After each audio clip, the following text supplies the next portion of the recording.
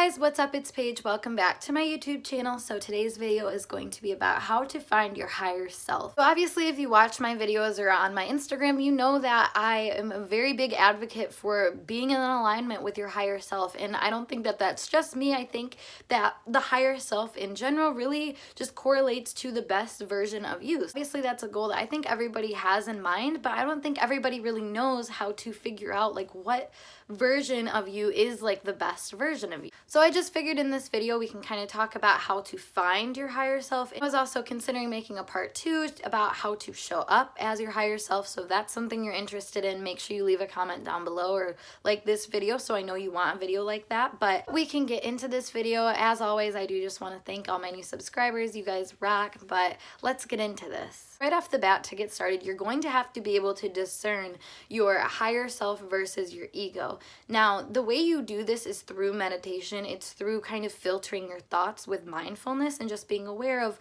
kind of the two different tonalities, I think, that your inner voices have. And your egoic voice tends to be a lot more critical. It tends to be a lot more of like the devil on your shoulder because it's our exercise critic. It's somebody that we actually talk to quite frequently inside our head. I should say something because it's not technically a person. It's just its other side of consciousness. And that's the side that, like I said, you exercise it a lot more because you're used to learning how to survive and listening to other people's way of living, taking that route to live your life. But your higher self is a very authentic side of you that only wants what's best for you, only wants what fits and feels good in your life. And that's where people get a little confused because you'll start to recognize as you start to try to discern that through meditation or just mindfulness practice that you have quieted that part of yourself, the higher self, a lot. Now, not just you, every single person I feel like has gone through this societal conditioning that really makes it prevalent for you to just ignore that side of yourself because it seems risky. It seems uncertain, and it is uncertain. Your higher self has a higher pathway for you to get to what you want without you having to do all of these little like survival things that your ego wants you to do that really just kind of blurs the lines of who you could be. Like I said, your ego is acting like the devil on your shoulder, and you also have kind of your angel on your shoulder, which is your higher self. It would be the part of you that sees compassion, sees awareness. It's always this positive vibe and a positive way to look at situations. Actually kind of ironic because I feel like movies symbolize this really well with literally putting the devil and angel on your shoulder, but obviously there's a ton of symbolism within movies that portray different areas of our life that you can't really put into words. So I honestly love to make a video about like movie symbols and just kind of how they relate to like hidden messages in different archetypes and stuff like that. I don't know. I think it would be a cool video, so let me know if you'd want that. But I just find that through discernment and through meditation, mindfulness practice, that's where you'll be able to find that higher self part of you that is, like I said, a lot quieter normally than your egoic side. So just keep that in mind. But once you see that side of you, you can start to exercise it more. Like I said, our ego is like our exercise critic, which tends to be way more exercise than our intuitive side. So when you are looking for your higher self and you want to really discern who that is and what that looks like for you, the best way for you to do that, I think, is through journaling. Because I find that it's really helpful to put out your ideas, your desires, your wants for yourself into words because it's more tangible, it's more concrete, it's a painted picture with words and with details like that. So that's what I always suggest for people to do. If you don't know what your higher self looks like, what they would do, what they would talk like, because that's, you know, what you ultimately want to get into alignment with if you're trying to manifest things. The best way to do that is when you're writing things out, ask yourself questions, okay? What do I like about myself?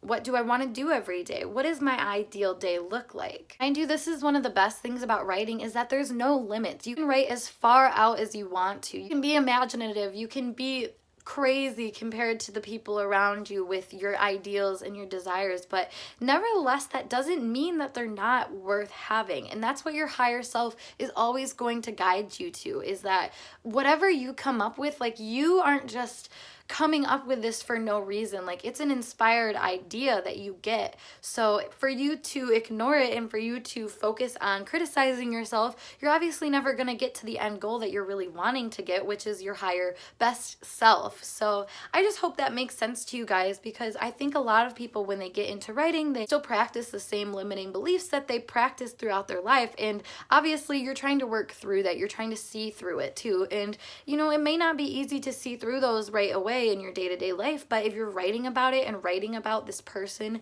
who doesn't conform to other people, doesn't conform to other people's wishes and desires, if they don't meet and satisfy your own, it's really going to bring that to you and bring that energy to you. So finding your higher self is going to lead you down a path that is going to make you lose things. It's going to make you feel at least like you're losing things, but in reality it's making space for the things that you want that are in alignment with you. So if your higher self is wanting something that you don't have right now, don't be upset about it. Don't be angry. Don't have really any feelings about it other than just accepting it. Because like I said, your higher self has a higher path for you to take to get to where you need to, one that requires you to do things that the current version of you probably isn't doing already. Your higher self will never be hurtful. It will never be critical. It will never be against any other person either. So that's something to keep in mind too, because if any of your goals are in spite of another person, that's not your higher self, that is your ego. Higher self really relies on intangible things,